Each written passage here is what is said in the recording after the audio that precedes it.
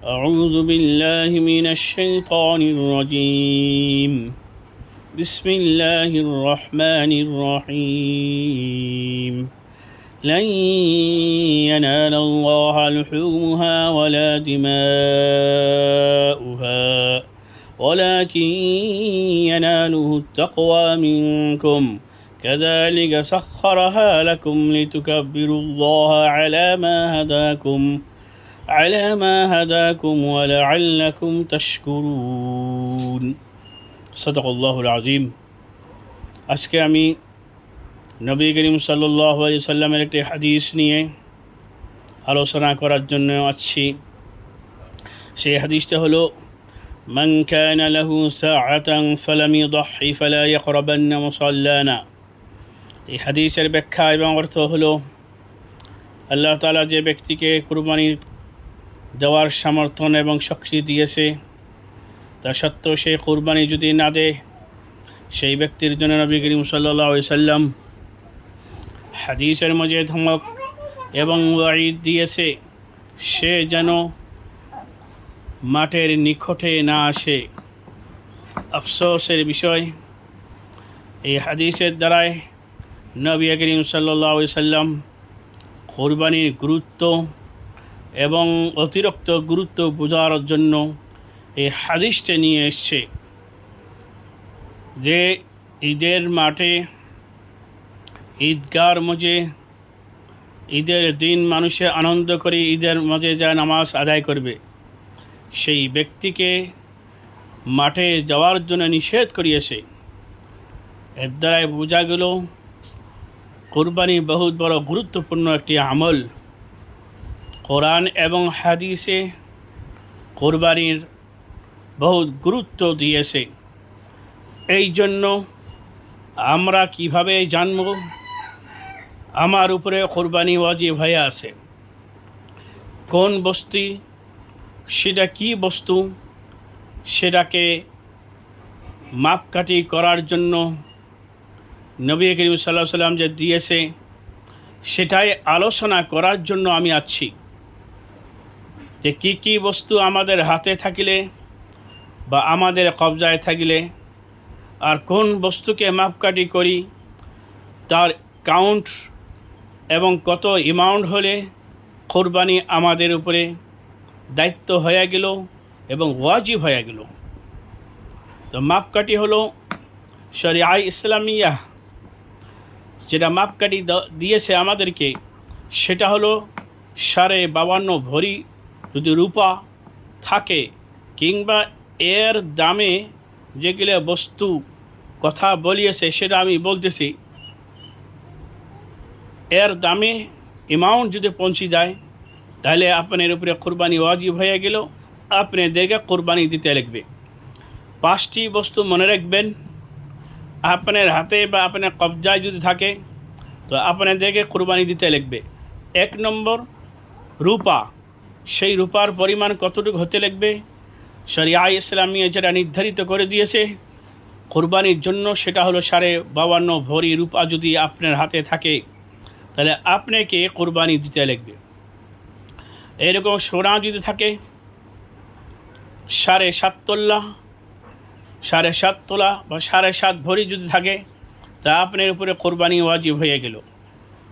3 নম্বর হলো আপনার হাতে যদি ক্যাশ টাকা থাকে বা ব্যাংকে আসে, আর সেই টাকা হিসাব করার পরে কাউন্ট করার পরে এর অ্যামাউন্ট যদি 52.5 ভরির যদি দামে পৌঁছে যায় তাহলে আপনার উপরে কুরবানি ওয়াজিব হয়ে গেল। 4 নম্বর হলো ব্যবসার মাল যদি আপনার কবজায় আসে, কুরবানির জন্য ব্যবসার মালের 1 বছর অতীত করার দরকার নাই। আজকের ডেটে যদি আপনার হাতে ব্যবসার মাল এতটুক আছে, আপনি ব্যবসার মালকে কাউন্ট করার পরে হিসাব করার পরে এর অ্যামাউন্ট যদি 52.5 ভরির দামে যদি পৌঁছে যায় তাহলে আপনাকে কুরবানি দিতে লাগবে। আরেকটি 5 নম্বর যে হলো, এটা গুরুত্বপূর্ণ, এটা ভালো করে বুঝতে লাগবে। যারা যারা আমার ভিডিওটা দেখতেছেন বা শুনতেছেন 5 নম্বর যে আছে এটা সবাকে ধ্যান দিয়ে শুনতে লিখবে ते ज़रूरत असलिया से जायद माल अगर हो आपके पास क्या मतलब এর ব্যাখ্যা হলো যে আপনি যেগুলো বস্তু বাড়িতে ব্যবহার করতেছেন ব্যবহার করার উপরঞ্চি অতিরিক্ত বস্তু যদি আপনার বাড়িতে থাকে সেই বস্তুগুলো যদি আপনি কাউন্ট করার পরে হিসাব করার পরে এর দাম যদি 52.5 ভরির দামে পৌঁছে যায় তাহলে এই সব বস্তুর উপরেও কুরবানি ওয়াজিব হয়ে যায়।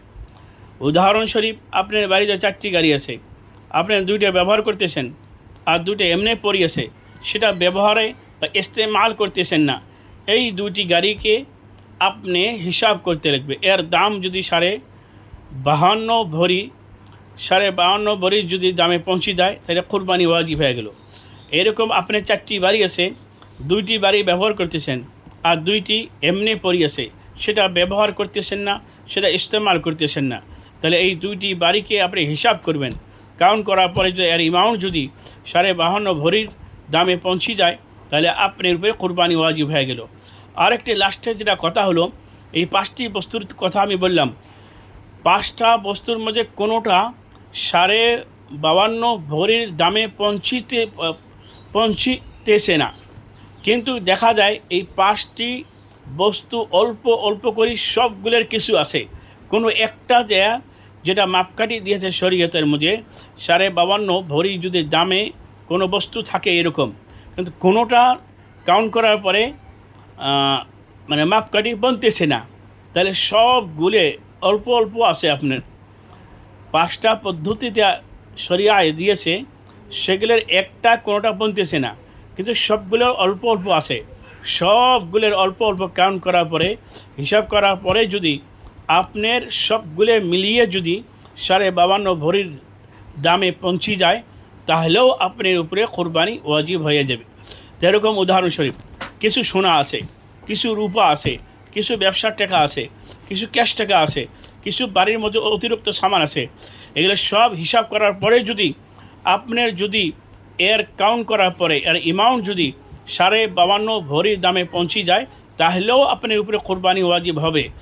52.5 ভরির আজকের বাজারের রেট আমাদের আসামে, আমাদের লয়ের আসামে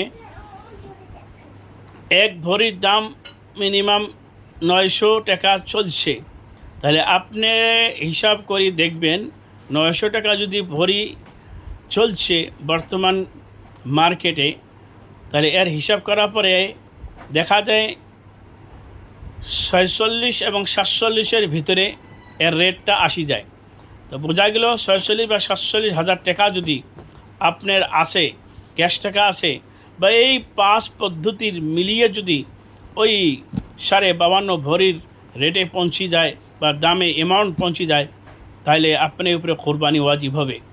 এই জন্য নবী করিম সাল্লাল্লাহু আলাইহি ওয়াসাল্লাম বলিয়েছে, কুরবানির দিন আল্লাহর নিকটে কুরবানি ছাড়া অন্য আমল এত পছন্দনীয় নয়।